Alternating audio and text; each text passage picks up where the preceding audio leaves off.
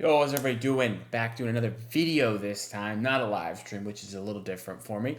But today was a little bit of a slower day as far as news goes. Not a whole lot going on. Um, First thing I'd like to talk about, just end of the window is approaching. We are only a few days away. But again, this morning, as per usual, Man City looking for a central midfielder before the window shuts on Monday. Of course, that's kind of the tweet that we get almost every day. Shock, I know we were looking for a midfielder. Give us some real news is what I say when I see that tweet every morning. But did come through Mail Sport this morning that we are indeed looking. Some of those names include probably Atalanta's Ederson, as well as Juventus's Cambiaso, possibly Juventus's Douglas Luiz on loan as well. Those are the three probably most common names, and even though Cambiaso is primarily a defender, I imagine he'll be playing right back for us should we get that deal done. No real news on that. There was allegedly from certain sources, nothing verified, but some people who claim to know what's going on. There was a bid of around 60 million pounds sent in, and Juventus want 80 million. So seems like a pretty big gap just for until Monday. So I'm not sure that gets done. I had high hopes, but seemingly kind of maybe stalled. Maybe it's going to be something in the summer. Elsewhere, there was some further news, some probably less impactful news, but people, were asking where JSP was, Jemai Simpson Puzzi. Where's he been? Why hasn't he been on the bench? We've seen a lot of Max Aline on the bench, but I guess he was injured. He posted on his Instagram, back. So must be back from injury, and maybe we'll see him on the bench against Arsenal this weekend. We move over to Champions League registration. We see all of our new signings registered for the next phase. Omar Marmoush, Victor Heiss, and Abdulkadir Kusnov, as well as a surprise registration for Rodri, which was interesting. I don't imagine, even if we make it to the final, that he's going to be actually fit and available to play, but I guess there's no harm in registering him just in case, a medical miracle happens and he's, recovered from the ACL in record time. So there's nothing wrong with registering him, just on the off chance. But again, we should not be rushing players back from injury whatsoever.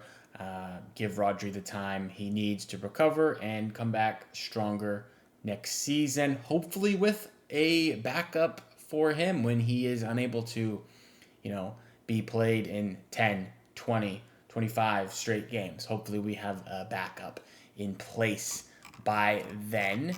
Not a whole lot, like I said, as far as news, but there was an interesting report from City Extra that it was Jack Rosser says Al Nasser, which is Cristiano Ronaldo's team over in Saudi, are once again weighing up a move for Mateo Kovacic.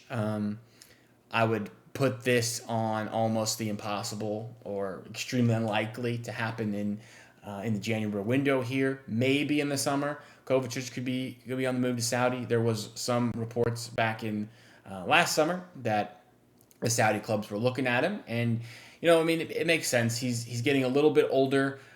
Still a great player, still really good for us. So it's definitely something that I could see happening maybe eventually, but certainly not now. There's no way City are letting Kovacic go with our midfield already thin as it is. There's just no room for Kovacic to head out and leave. And then, we don't have time for a replacement. So I would be extremely, extremely shocked to see any developments happen for this window there. There was some interesting news about Kevin De Bruyne. This was probably the first news I've seen pop that he may be happy just to stay another year or even beyond that with City. Everything we've seen is, I've got to think about my family. There's generational wealth over in Saudi, and I got to think about what's best for me, et cetera, et cetera. And, there's no no movement on the contract talks. But today there was reports that he is very happy at Man City. He is very settled. They say he does not want to leave, particularly Manchester. He's got his family settled. His kids are, I'm sure they're in a great school here, over there in Manchester, and it's not something that he's really, ready to give up. Is what it sounds like.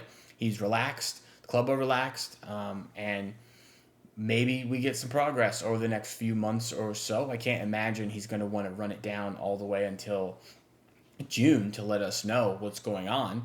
I would think that he and his wife and family would want to have that kind of hammered out at the latest, maybe April. So maybe a few months away from seeing the actual result of this contract talk with KDB.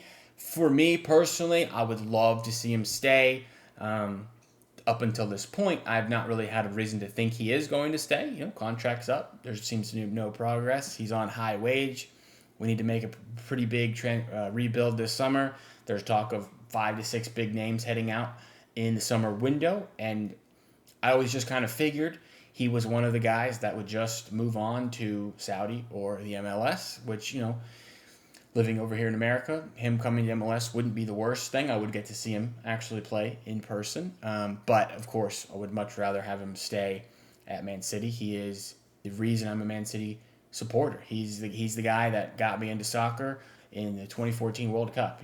I didn't know much at the time, but I saw this red-headed Belgian just dominate the U.S. team, and I was like, man, this guy's good. I gotta follow him, and very quickly he was transferred to Man City, and that's why I'm a Man City supporter. I've talked about that before on the channel and everything, and he's my Man City GOAT. So I would be devastated to see him go. And the news this morning was pretty exciting. Now, if he does leave, there are, of course, tons of replacements out there that replace the position, the role. You're never going to get a pure KDB replacement because he's unreplaceable. He's the best ever player for our club. There will be no one like KDB. But there was a report earlier today that Alex Baena was approached by one of the Saudi clubs, which I thought was interesting. He's a young, up-and-coming Spanish attacking midfielder, some kind of a winger who plays for Villarreal over in Spain. He's got a pretty reasonable release clause, and he's touted as, one of the better passers of the ball in Europe, one of the bright prospects, and he could have been, the guy that City looked to go for if the main two guys, Musiala and Wirtz, were unavailable, which, of course, now, still, seemingly, they will be unavailable. But good news on the Baena front. He has completely rejected the Saudi approach. He will not be joining the Saudi Pro League. He is planning to stay for now over in Spain and maybe move in the summer. So, very good news there. Let's see if there was any other particular news. I don't really think so. Again, we only have a few days left. I expect to see some more news pop over the weekend. I'll be coming out with my Arsenal preview on Saturday, and some more interesting content, of course, to come as well. So if you have made it this far, I appreciate it. You guys are great. I've seen the subs go up every single day. It's very, very cool and exciting for me. Just being able to talk about my club and share my passion with you guys for Manchester City. So up the boys. I'll be back when there's some more content, some more news to report to you. Big up. Come on, City.